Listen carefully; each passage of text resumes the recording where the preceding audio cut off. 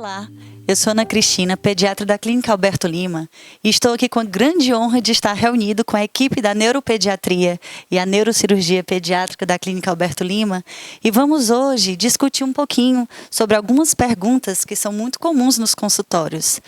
Então, eu gostaria de saber sobre as escolas. O que um neuropediatra deve procurar numa escola para o seu filho? Bacana a tua pergunta. Tina, quando a gente vai matricular o filho na escola, a gente chega cheio de ideias, né? E a gente fica tentando achar uma escola que mais combina com aquilo que a gente procura. Hoje, assim, até pela experiência com minhas filhas e também no tempo de consultório, eu fico imaginando que eu acho que a gente, na verdade, deve procurar 3 escolas diferentes, que podem ser a mesma escola, mas são 3 modelos diferentes. O primeiro é a pré-escola. Na pré-escola eu penso sempre num modelo bem acolhedor, né? Escolas que têm um perfil de serem menores, ou pelo menos mesmo em grandes escolas, mas que pareçam menores, que pareçam pequenas, que tenham aquele aconchego e que tenham o reconhecimento de que não é o ganho escolar, não é a didática, mas sim a estimulação, aquilo que é mais adequado. Do segundo ano até o 9º ano, ali eu acho importante a gente procurar uma escola que vai moldar as questões relacionadas à ética, moral, religião, aquilo que a gente acredita que vai fazer parte da vida inteira como uma formação social daquela criança. Terminou o 9º ano, chega para o garoto, chega para a garota e pergunta: e aí, o que você está pensando? O que é que a gente vai fazer depois? E a partir disso, você toma a decisão de onde ele vai fazer o ensino médio. Aí sim, somente nessa hora é que eu acho que a gente deve priorizar a questão do conteúdo e da exigência nesse sentido para fazer a escolha. A gente não deve tomar a escolha lá, no pré-escola, para uma escola que mostre ou que demonstre que a sua maior habilidade é a aprovação em vestibular. Porque não é isso que eu estou procurando. Eu estou procurando alguém que vai me acolher. Porque as dúvidas vão surgir. Vai ter muita dificuldade, a dificuldade na adaptação, a criança pode não comunicar tão bem. Eu posso ter algumas intrigas, a criança pode chegar e bater em alguém ou apanhar. E será que essa escola que busca aprovação no vestibular, ela é apta e bacana nessa atenção? Às vezes sim, às vezes não. Então, quando né, e aí todo mundo vai poder falar um pouquinho do que procura na escola, mas eu penso sempre numa escola plural. Eu acredito que a escola hoje ela deve trazer uma formação plural para a criança.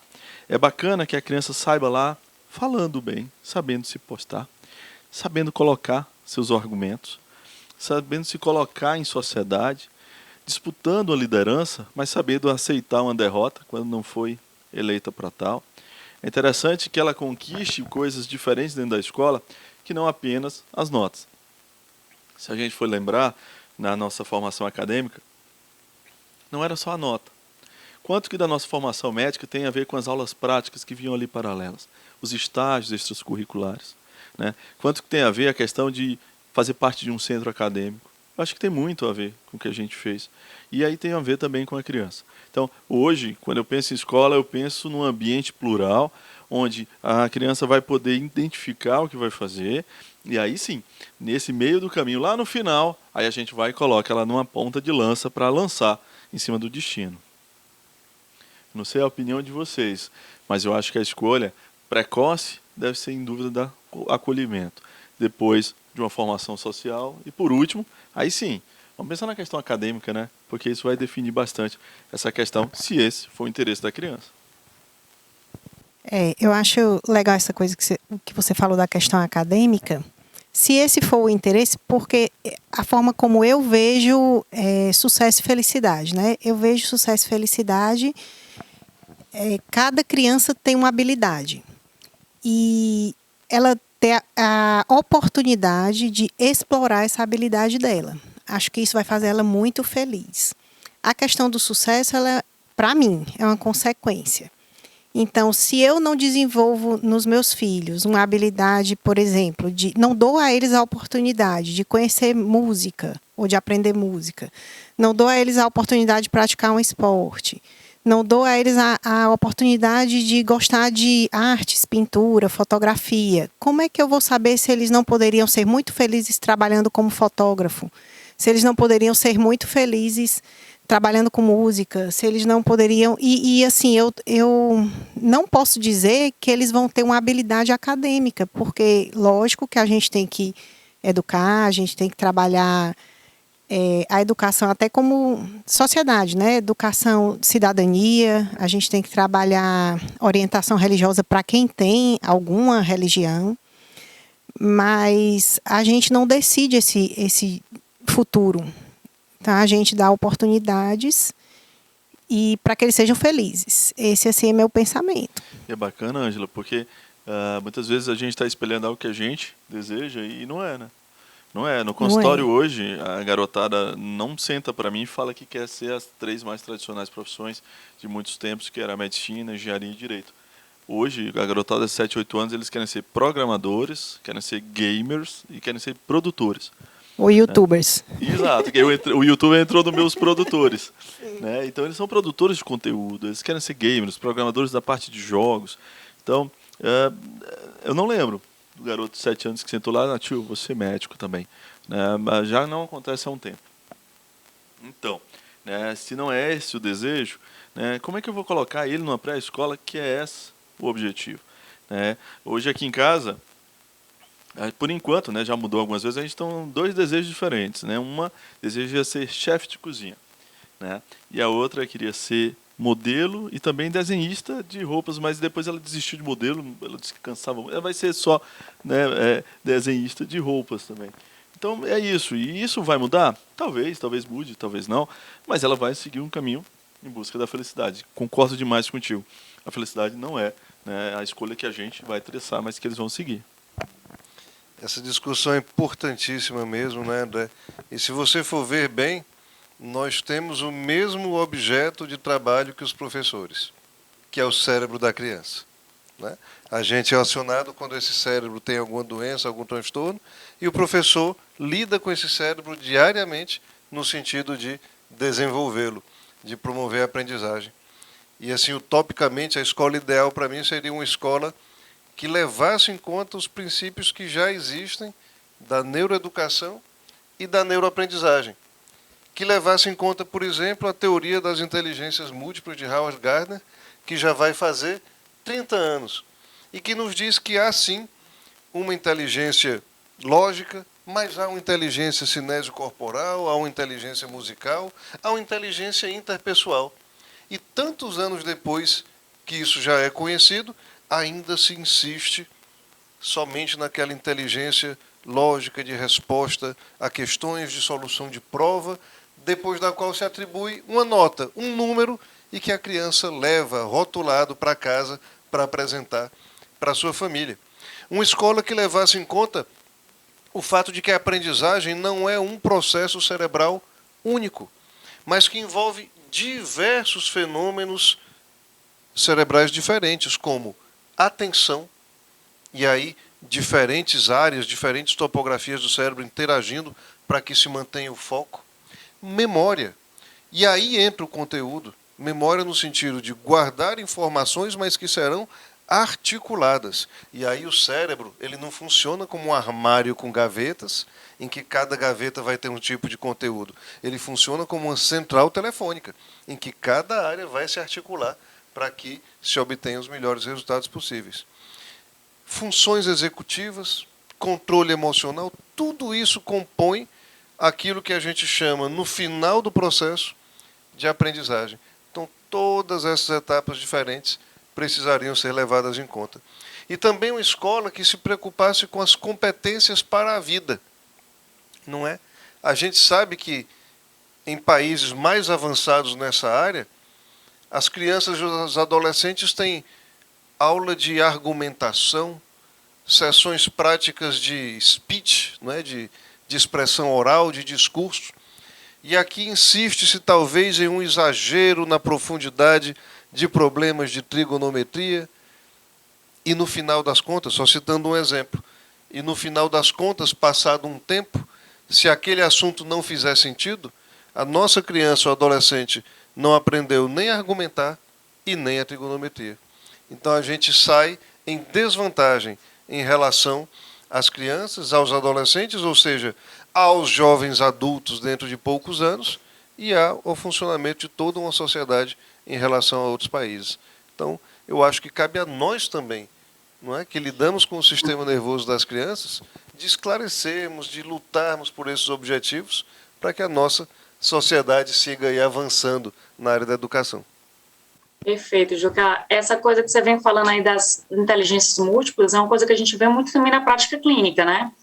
Que a gente vê durante a nossa formação, por exemplo, da neuropediatria, a gente não abordava tanto assim essa parte de alto desempenho, né, desse diagnóstico disso. Eu lembro que lá em São Paulo, quando eu estava, acho que eu já tinha terminado a residência, eu fui conhecer uma psicopedagoga de uma escola só que, assim, da maioria realmente voltada para crianças com alto desempenho. E dentro dessa teoria realmente das inteligências múltiplas, levando em conta não só QI, não só a quantificação do QI, mas levando em conta essas outras habilidades artísticas, de pintura, de desenho. A gente vê aquelas crianças assim, talentosíssimas. Como é que aquela criança desenha aquilo numa idade tão tenra, né? Como é que tem noção espacial? Como é que a pessoa tem aquela inteligência de noção espacial naquela idade? Então, você vê realmente que é um alto desempenho na nossa frente e que a gente muitas vezes não sabe lidar. E eu brinco com os pais sobre essa história do alto desempenho, aquela história do Homem-Aranha, né? Grandes poderes vêm com grandes responsabilidades. Que quando a gente dá um diagnóstico de alto desempenho, não é aquela coisa, meu filho é superdotado, que maravilha. Não, seu filho realmente é uma coisa muito boa, mas com isso você vai gerar uma responsabilidade para você, pai, mãe, de lidar com outras coisas, né? Essa coisa, às vezes, do emocional não está no mesmo nível lá do QI dele, que a adaptação dele não vai ser do mesmo jeito e que a gente não tem o nosso sistema de educação adaptado para esse tipo de criança. Então, a gente, às vezes, recebe essa criança como uma suspeita de um TDAH, uma suspeita de um autismo, são diagnósticos diferenciais aí que a gente vê que ficam, às vezes, à sombra dessa coisa da educação não ser adequada para todas as crianças. Ela se basear numa média, né, aquela coisa aritmética de vamos pegar uma curva de normalidade, a curva da normalidade, quem é normal, quem não é normal, quem é anormal, a gente vai por estatística, e aí a gente vê que realmente a escola, a gente tem que aprender muito com isso. E essa coisa também de você falar, esse aprendizado para a vida, né? Que a gente não tem nas escolas. A gente aprende, gente, números imaginários, mas a gente não aprende o que é uma economia doméstica. A gente não aprende essa coisa de lidar com a economia, a gente não aprende. E a gente, muitas vezes, termina uma faculdade sem essa noção de mercado, de cobrar, de tudo isso, e a gente vê isso nas crianças. Se aquilo fosse trabalhado desde muito cedo, como é diferente, a gente sabe pelo próprio desenvolvimento cognitivo, que certas questões, quanto mais cedo elas são tratadas, elas são realmente desenvolvidas, fica diferente o raciocínio daquela criança quando ela se tornar um adulto, de um adulto apresentado pela primeira vez àquela noção, né? O quanto é deficitário essa questão da vida real. E você falou um ponto interessante, essa questão da uma possível superdotação ou de uma habilidade específica, né? Se tem um negócio que esfria a nossa espinha é quando chega alguém falando no consultório que adiantou uma série, né? Porque ele já conseguia fazer alguma coisa. E aí a família chega muitas vezes passando essa informação para a gente, que ele apresentava uma habilidade específica, geralmente no processo de alfabetização, e que foi decidido colocá-lo com crianças que tinham o mesmo nível intelectual. E aí geralmente eu digo, ok, perfeito, entendi. Então eu deixei de ser o cara mais habilidoso da sala para ser o mais imaturo. Eu não entendi a vantagem disso. E aí eu acho que a família cai a ficha nesse momento. É verdade. Ele perdeu o brilho, né, que tinha de um bom desempenho intelectual para uma marcada imaturidade. A gente tem que tomar muito cuidado com essa questão de identificar apenas na habilidade matemática ou num letramento, como sendo a principal habilidade da criança. Você citou uma coisa lá, na outra conversa que a gente teve, Patrícia, sobre a questão da mudança, vindo de São Paulo e percebendo a diferença. Realmente a gente percebe que o ensino aqui do Ceará e também do Piauí, eu vejo bastante isso, ele acontece praticamente 1 ano antes. A gente da neurologia, da neurocirurgia, a gente sabe que aos 7 anos talvez fosse um período mais próprio para um processo de alfabetização adequado. Né? Por que hoje, eu já recebi pacientes que vieram para mim porque eles ainda não escreviam o nome, mas o garoto estava com 4 anos. Com 4 anos, mas as crianças do infantil 4 estavam escrevendo o nome. E aí a família trouxe por causa disso. E aqui no Ceará, por exemplo, se faz esse início de um processo de alfabetização ainda no infantil 5 para complementação, para finalização, aliás, no 1º ano. Então, quando a gente recebe pacientes que vêm de outros estados, que vieram morar aqui em Fortaleza, muitos vão no consultório para entender se os filhos estão num atraso no desenvolvimento intelectual, porque não conseguem manter o mesmo ritmo. E a gente vai vendo que, na verdade, são as escolas que costumam puxar mais. E a gente não viu benefício nisso. Não viu benefício nessa questão. Então, é muito importante a gente entender, e eu acho que mais do que entender o que é a escola, acho que talvez a pergunta que a resposta que a Ângela falou. O que é que a gente precisa para ser feliz? Qual é o objetivo no final das contas, no fim da história? Será que todo mundo que tem a melhor nota da sala quer a mesma profissão? Será que todo mundo quer o mesmo curso? Mais estranho ainda isso, né? Todo mundo que tem a melhor nota quer o mesmo curso na mesma faculdade no Brasil? Então, eu não acredito nisso. Eu acredito realmente que a gente é direcionado para isso quando a gente tem um bom rendimento e que as escolas deveriam ter um cuidado maior para que a gente possa ter, sem dúvida, uma pluralidade da escolha. Né? E isso passa muito lá no comecinho da pré-escola, mas vai levando até o final. Eu como neuropediatra, procuro e penso que a escola ideal seja aquela escola que nossos filhos tenham uma oportunidade, né, de conviver com a neurodiversidade. Né? Então, a gente vive hoje numa sociedade em que as famílias são muito pequenas. Né? Então, já vimos de poucos irmãos, né, já diferente dos nossos pais. Né? Nossos pais, minha mãe tem 8 irmãos, eu tenho 2. Então, é uma tendência, né, a diminuição da família. E é no seio da família que geralmente acontece o contato mais íntimo, né, com pessoas, com indivíduos diferentes, neurodiversos, com alguma dificuldade motora, alguma dificuldade intelectual, alguma dificuldade emocional. E com essa redução das famílias, acaba que o lugar onde os nossos filhos têm um maior contato com outros indivíduos de diferentes constituição motora, intelectual, de linguagem, na escola. Então, se a gente não tem essa preocupação de averiguar, entender o ambiente que os nossos filhos estão frequentando, né, chega a ser quase a metade do tempo, né, do tempo que eles estão acordados, é na escola. Então, assim, é muito importante entender que uma boa escola, seja ela educação infantil, né, ensino médio e até preparação, né, para o vestibular, para uma faculdade, a gente tenha contato com indivíduos neurodiversos, porque assim, eles estão na sociedade. Né?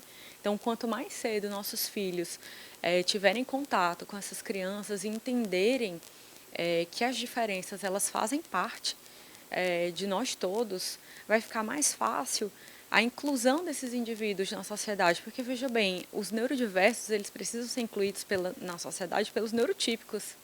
Né? Então, a inclusão vem dessas crianças, dos nossos filhos, digamos assim. Né? Então, é muito importante que se dê essa discussão. É uma preocupação que eu tenho como mãe, e eu entendo que essas crianças estão cada vez mais acessando e brigando pelos seus direitos, as famílias, né?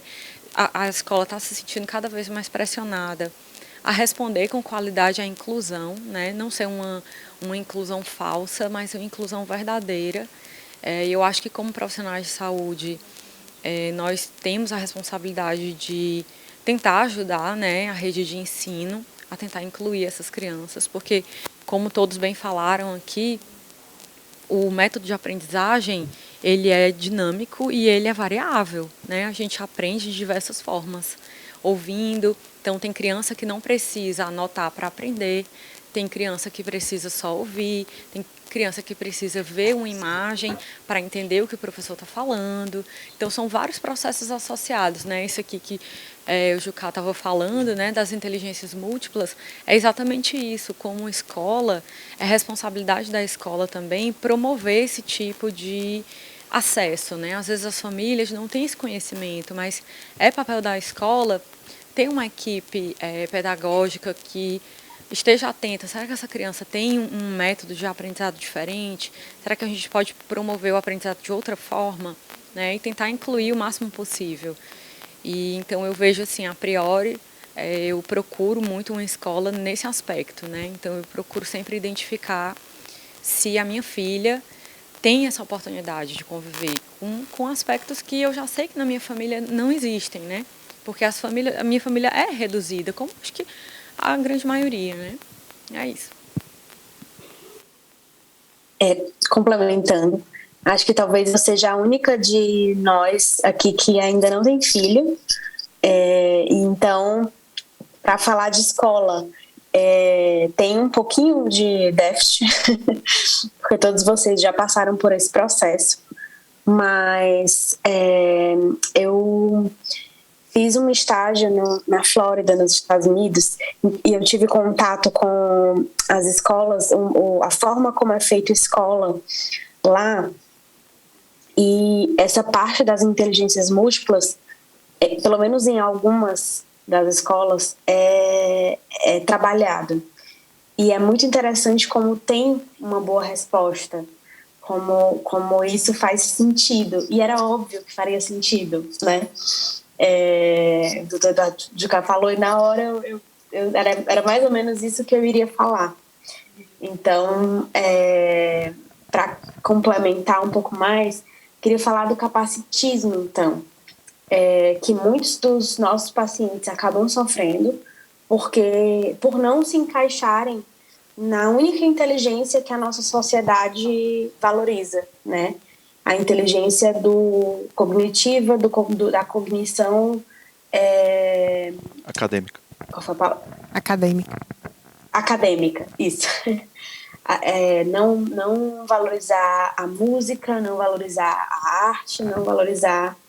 E sofrem às vezes os pais mesmo na consulta dizerem não quero,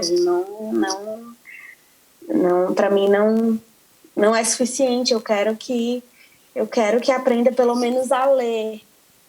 E a criança já está com uma idade avançada e não conseguiu. E eu concordo muito com quando a doutora Ângela, desculpa, fala que a gente tem que pensar muito no que vai fazer as crianças felizes, né? O que vai fazer nossos filhos felizes, o que nos faz feliz, né? Enquanto seres humanos, nós precisamos nos sentir úteis para sermos felizes, né? Então, todos nós temos algum tipo de inteligência, dessas inteligências, e precisamos dar as ferramentas para essas crianças, esses jovens, descobrirem qual é a inteligência, no que eles se identificam mais, para que eles possam evoluir e serem mais felizes. Porque se ficar insistindo em algo que é melhor para a gente, é melhor para o pai, é melhor para o professor, enfim, isso vai gerar só mais ansiedade, acho que é isso, sim. Acho que ficou uma dica então para as escolas. Façam uma pesquisa de quão felizes são seus alunos e suas famílias, de quanto que eles se relacionam bem, e divulguem isso. Talvez sejam bem procuradas, né? Fazendo com que todo mundo queira colocar a escola que mais forma pessoas felizes aqui. E aí sim, eu acho que a gente vai ter uma mudança bacana. Muito bom. E é importante só a questão do capacitismo, né? Capacitismo é o preconceito com qualquer pessoa que tem alguma deficiência, algum dos CIDs que a gente dá que configura deficiência física, mental, intelectual. que não necessariamente significa que essa pessoa não é capaz de fazer alguma das atividades que ela exerce. Ela só tem que descobrir qual atividade ela vai ser capaz de fazer e explorar essa atividade. Então, uma vez que essa pessoa recebe o CID dessa deficiência, a sociedade acaba acreditando que ela não é capaz de fazer nada, muitas vezes nem se reporta a essa pessoa. Isso é preconceito.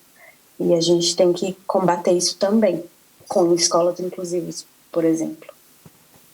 E só para complementar, né, a pergunta que foi feita, realmente ter cuidado, lógico, na escolha da escola, um alerta para os pais também, justamente falar o que o Juca já tinha dito, né, da gente realmente, os pais terem um papel também importante em estar estimulando o melhor dos seus filhos, né, para não estar gerando aquela crise de ansiedade que hoje em dia é muito comum na sociedade de hoje, né, as nossas crianças, elas estão cada vez mais ansiosas.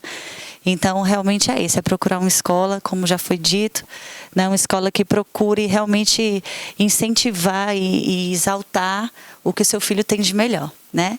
E por falar em sociedade moderna, assim, eu acho que a outra pergunta para a gente finalizar, né, esse papo seria sobre as redes sociais, né? A gente sabe que a gente vive hoje numa sociedade moderna, onde as redes sociais estão cada vez mais presentes, as telas estão presentes. Então, uma pergunta que é muito comum também nos consultórios e para vocês principalmente e as redes sociais? Elas devem ser liberadas e quando serem liberadas? Eu inicio? Perigo deixar eu falar disso, hein? Eu gosto. Pergunta super interessante, principalmente quando a gente está usando redes sociais para falar dela, né? E, geralmente quando eu falo mal da rede social, cai a rede, pessoal, cuidado aí, porque cai a internet, o data show falha, sempre temos algum problema nesse sentido. Então, as redes sociais, elas precisam ser bem estudadas, porque a gente vai ter faixas etárias e a gente vai ter particularidades que são próprias de cada um e podem afetar ou não o desempenho das nossas crianças. Quando a gente vai fazer um estudo sobre redes sociais, elas são diferentes, elas são bastante diferentes. A gente tinha no redes sociais mais antigas uma questão muito mais relacionada à formação de grupos, como era, por exemplo, o Orkut, né? Eu vou falar do Orkut aqui, acho que parte importante desse grupo aqui conhece o Orkut, mas eu não vou entregar quem conhece e quem não conhece, não. A gente depois foi migrando para a rede social mais conhecida como Facebook, e aí já era um pouco diferente. O Facebook, ele trazia algumas outras prioridades, e logo foi migrando para o Instagram. O Instagram ficou reconhecido como uma rede de imagem, uma rede de foto, que vai se aperfeiçoando para atingir mais gente.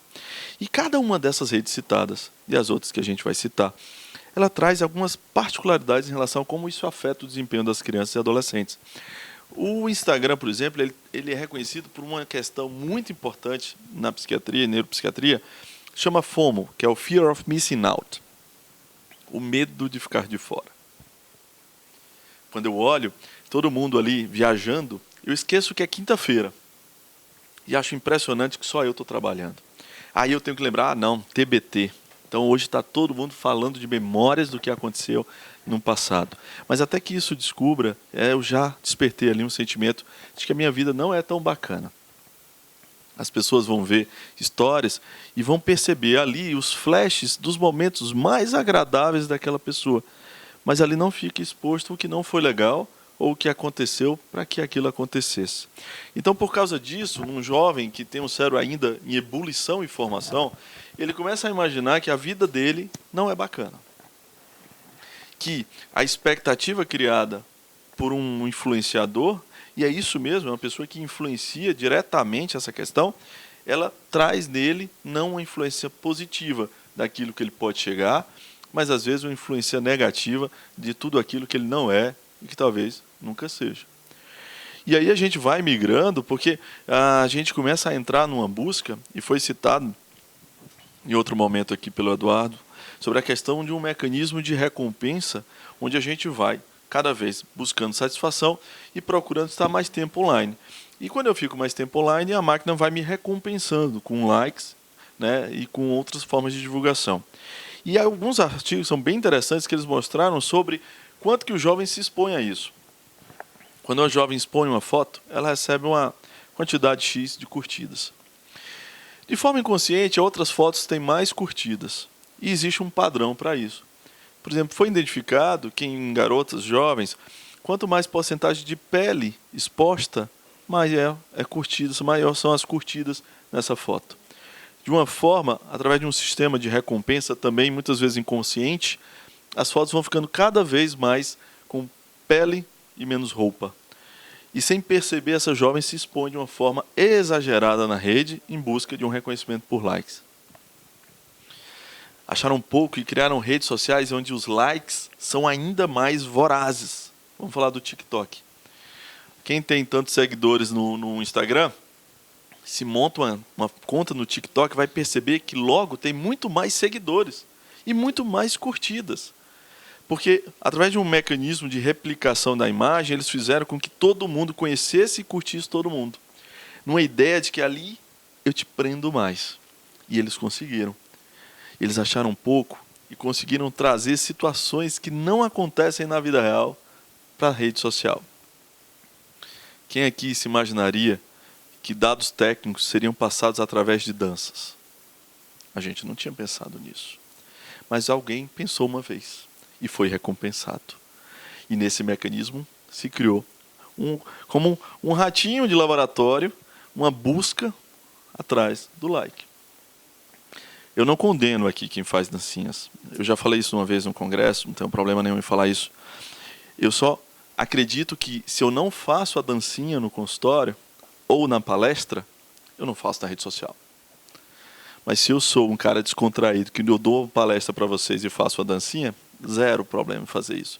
É uma forma de atrair a atenção e o público, e muitas vezes, quando bem utilizada, pode ser feito.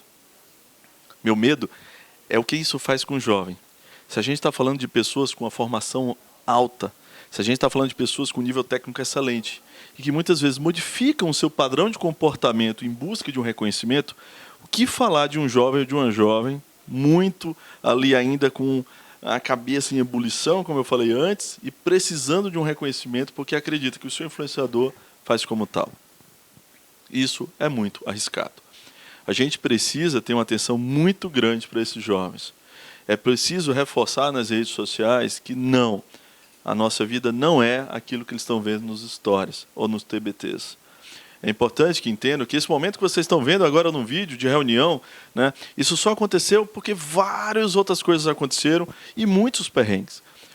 A gente está falando aqui sobre desenvolvimento e está gastando 30, 50, 60 minutos aqui. Mas se a gente fosse falar o que a gente passou de perrengue para sentar aqui e falar sobre isso, não cabia. Não cabia. E não são momentos bacanas que vocês gostariam de vivenciar, porque foram muito duros. Fizeram a gente crescer, mas foram muito duros. O que é que a gente é contra hoje? A gente é contra que essas publicações, de forma excessiva, façam com que os jovens acreditem que essa é uma realidade. Então, a gente pede para que os influenciadores deixem muito claro que isso não é a realidade de sempre, e que isso é fruto, na verdade, de algo que vem antes, e que não atingir isso não significa o insucesso. As redes sociais eles têm uma faixa etária própria, e assim, cada um aqui pode discorrer, eu posso até depois falar, existem algumas recomendações da Academia Americana de Pediatria sobre isso, mas é importante que os pais se inteirem dessas recomendações para que decidam dentro das suas casas quais serão as medidas para as redes sociais.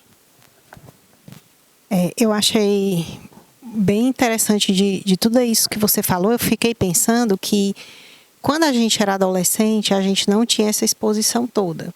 Então, quando a gente começou a ver essa exposição, a gente já estava numa idade que a gente já tem uma maturidade e a gente consegue filtrar muita coisa do que a gente vê.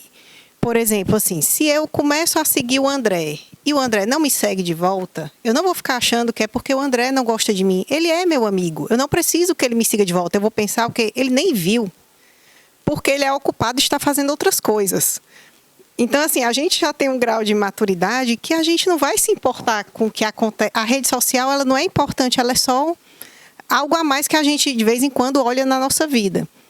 Mas, talvez, para uma pessoa que está em formação, não seja assim. Começa a criar um grau de importância que é muito... É do tipo, se a pessoa não me seguiu, ela não gosta de mim. E eu comecei a pensar nisso, a minha enteada me fez uma pergunta. se eu tinha deixado de estar dentro do grupo de melhores amigos de alguém que eu vi as fotos. Eu vou parecer bem ignorante falando isso, porque eu não sei.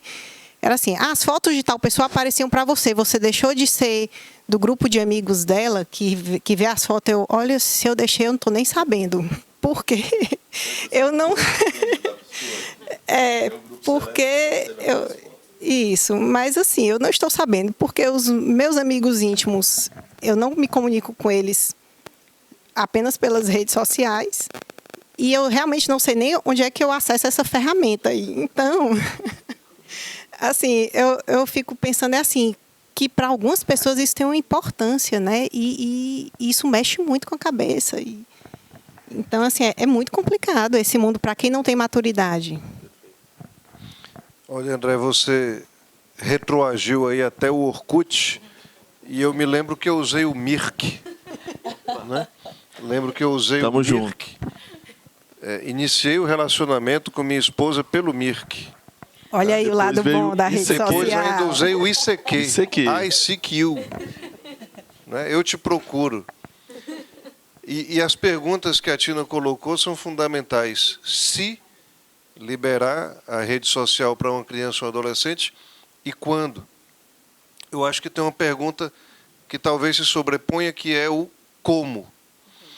Porque na rede social é exercida ao mesmo tempo a autonomia, uma necessidade de responsabilidade e muitos riscos, inclusive de violência emocional ou, em casos extremos, até física, quando um assediador tenta fazer algum mal à criança.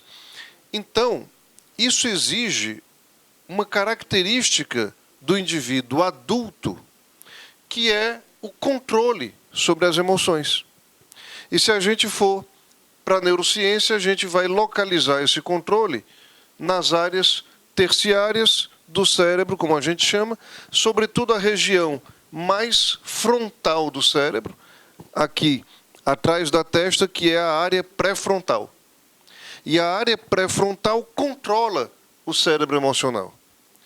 E nada mais exercido nas redes sociais do que o cérebro emocional, o impulso, a vontade de aparecer, de interagir. E quando a gente lembra que a área pré-frontal no ser humano, ela termina o seu desenvolvimento quase lá ao final da segunda década, a gente vê que a criança e o adolescente não tem o controle adequado sobre os impulsos emocionais que ela exercita nas redes sociais. Ou seja, quem precisa ser a área pré-frontal das crianças e dos adolescentes na rede social? A família, os pais. Então, se e quando, na verdade, como? Se você estiver disposto a funcionar como a área pré-frontal do seu filho na rede social, pode-se estudar uma forma muito restrita e leve. Se você não estiver disposto a assumir esse papel, então a resposta é não. Um momento de desafio. Não para você, mas para quem está ouvindo. Seu filho, escuta mais a sua voz ou a do youtuber favorito? Porque o que o Jucá falou aqui é que ele vai ter um guia. Quem será o guia do teu filho? É isso que a gente bate muito, entendeu? Então, com quem que ele está mais presente? Eu tenho certeza que vários colegas aqui têm pacientes que têm sotaque de fora do estado, de tanto conviver com os youtubers de outros estados. Então, é impressionante como, inclusive, o sotaque ele é fixado após um tempo. E uma coisa que o Jucá estava falando e que eu acho fundamental, né, é essa questão do como, é que como a forma como a gente lida com crianças, né, muda rapidamente de uma geração, né? Então a gente, se a gente pegar um exemplo muito simples, assim, como é que nós aqui todos fomos carregados no carro dos nossos pais, né? Então ninguém andou em assento elevado, aquelas cadeirinhas, Isofix, essas mudanças, né? A segurança da criança, por exemplo, ela foi se aperfeiçoando ao longo, né, dessa próxima geração que a gente está vivendo, né? Então hoje aquela cadeirinha, tem que ter o isofix, tem que ter tudo adequado. Então, você vai mudando a forma que você vai se relacionando com seus filhos, de um simples transporte num carro, né, que é uma coisa essencial, a segurança do teu filho, mas vai também para a forma como ele se relaciona com o mundo, né? E a internet, ela veio com muita força, né, quando a gente estava na nossa vida adulto jovem, e é como a Ângela mesmo falou, né, a gente lidou com a internet, redes sociais principalmente, no começo, então a gente já era adulto, né, nossos filhos estão em formação agora, então realmente não dá para privar completamente, né, porque você está com crianças que estão inseridas ali no contexto do que todo mundo está fazendo, né? E o que uma criança entrando na pré-adolescência, a adolescência quer? Ela quer ser igual a todo mundo, né? Qual é o objetivo fundamental da vida de um adolescente? Pertencimento, né? Ele quer pertencer, ele quer ser igual. Então, custe o que custar, ele vai exercer essa intenção de pertencimento. Então, faz parte, né, essa sensibilidade, essa maturidade tem que vir dos pais. E mais um exemplo, né, da cadeirinha do carro. Aquela educação que a gente teve, aquela educação muito forte, né, aquela mão muito forte assim para reprimir, ela não funciona mais hoje em dia, né? Porque eu vejo hoje no consultório na grande maioria dos casos, né?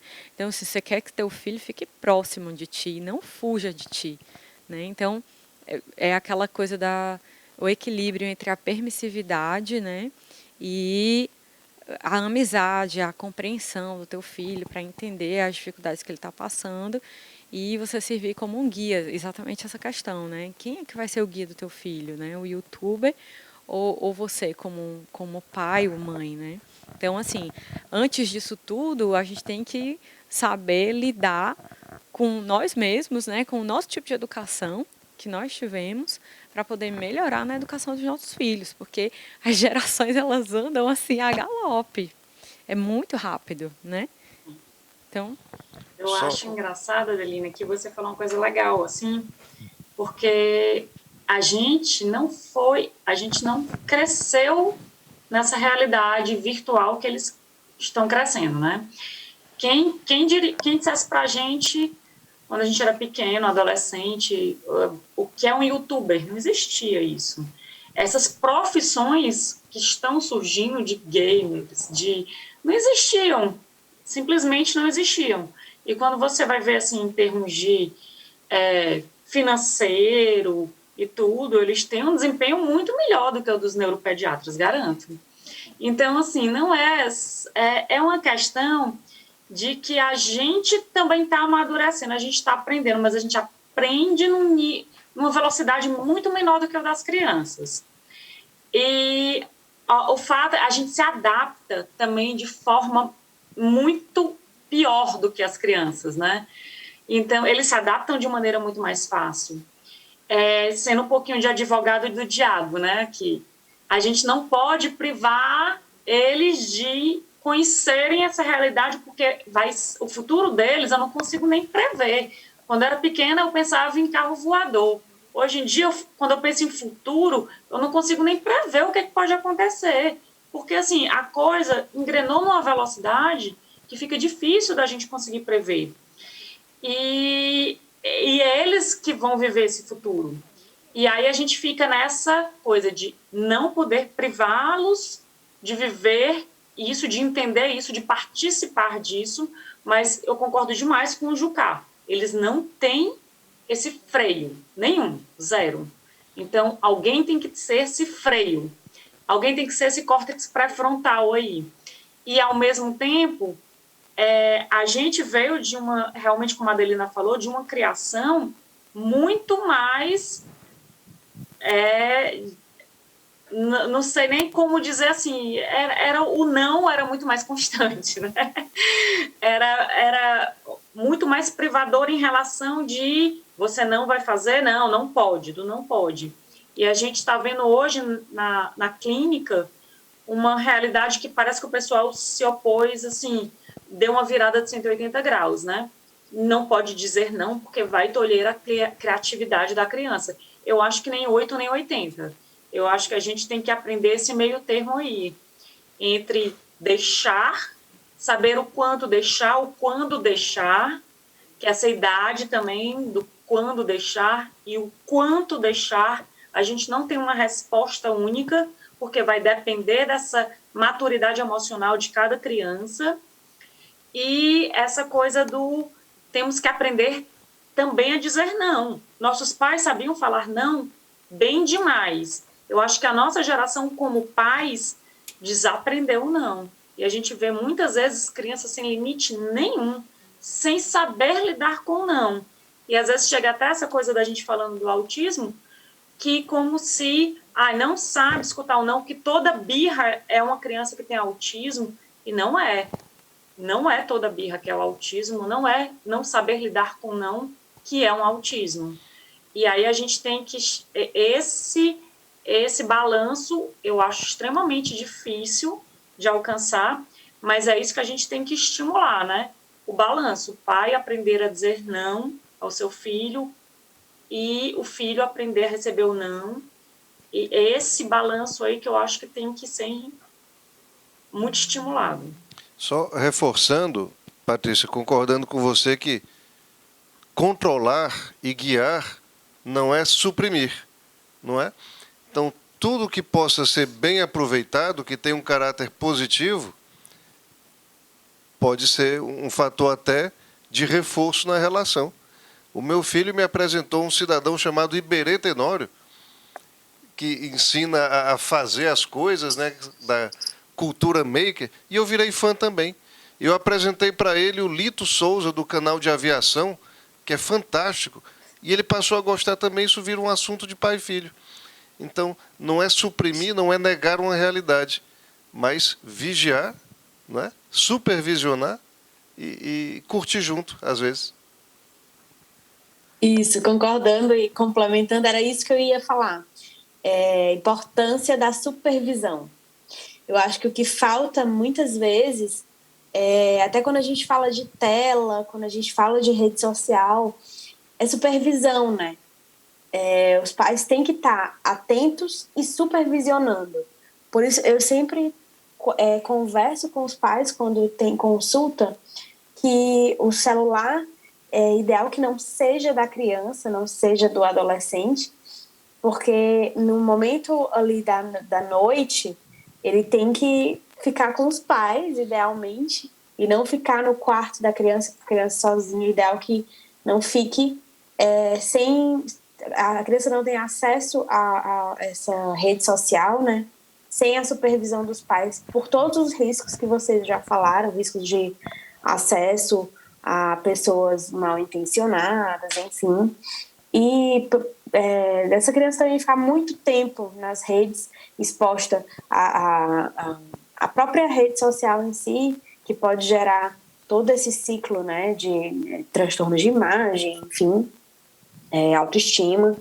E queria levantar também a questão do bullying, do cyberbullying, que está cada vez mais comum. O bullying já era bem comum, né? Nossos pacientes sofrem bastante com bullying, nossos pacientes com autismo, nossos pacientes com deficiência intelectual, com outras deficiências, e transpondo para as redes sociais, hoje em dia, o cyberbullying.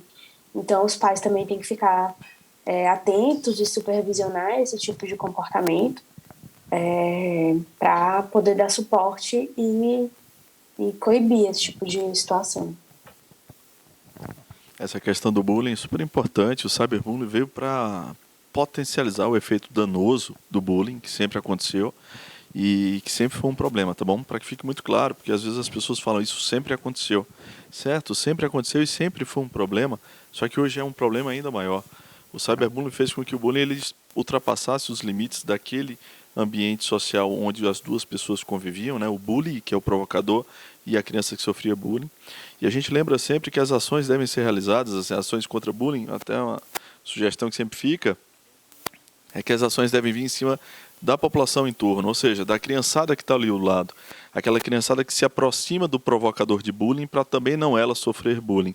Isso é muito mais efetivo do que geralmente fazer campanhas contra o bullying, identificando no bully, né, a pessoa provocadora, a pessoa vai modificar. Essa criança geralmente não modifica um padrão de forma tão simples, precisa muitas vezes de uma identificação e acompanhamento médico, psicológico. Ou seja, quem sofre, quem provoca, sem dúvida precisa de acompanhamento. Eu acho só que aí a gente volta para aquela questão da escola, né? A escola que desenvolve empatia, que desenvolve a habilidade a escola que é inclusiva, que as crianças desde cedo vão conviver com a neurodiversidade e com a diversidade física, com a diversidade religiosa, com todo tipo de diversidade. E se a gente tiver uma escola assim, que é muito inclusiva, a gente vai reduzir a tendência, seria como sociedade, a gente reduzir essa questão do bullying. Em relação sobre as redes sociais, a Academia Americana de Pediatria fez uma grande revisão e no final ela fez sugestões. Dentre as sugestões estavam não usar redes sociais para crianças, não liberar para crianças menores de 12 anos, liberar sob supervisão, crianças até os 16 anos. É importante para que os pais conversem sobre bullying online e offline com essas crianças. Também é importante que os pais possam conversar sobre abuso de tela ou também outras formas de abuso que podem acontecer naquele ambiente. Existe uma sugestão para que os pais mantenham conta ativa nas redes sociais que os filhos têm conta, para que sejam também seus seguidores e assim possam acompanhar as atividades que ele tem, né, online. Então, tudo isso é muito importante, né, quando a gente identifica que o filho já é capaz de tomar suas próprias decisões. A família tem que lembrar sempre que quando eu coloco ele numa rede social, eu estou abrindo o mundo para que ele possa conhecer sozinho. Então a ideia é, não, eu vou estar junto, eu vou estar ao teu lado, a gente vai estar, né, fazendo esse percurso juntos para que a gente possa descobrir, sem dúvida, um bom caminho, como o Jucá pôde ilustrar muito bem aqui. E Jucá, antes do Mirk, teve mais coisa. Eu acessava o Videopapo, VP, você discava 1482, é um pouquinho antes da internet, esse vídeo vai ficar gravado, eu sei que alguém vai comentar lá embaixo, porque isso que você usava tipo BBS, não sei se você é desse tempo não, cara. Peguei não, isso aí. Ainda bem que eu não sou desse tempo. Nem eu. Mas ó, agora ficou complicado, porque a galera aqui tá dizendo que não é do tempo, mas eu sei que a galera é do meu tempo.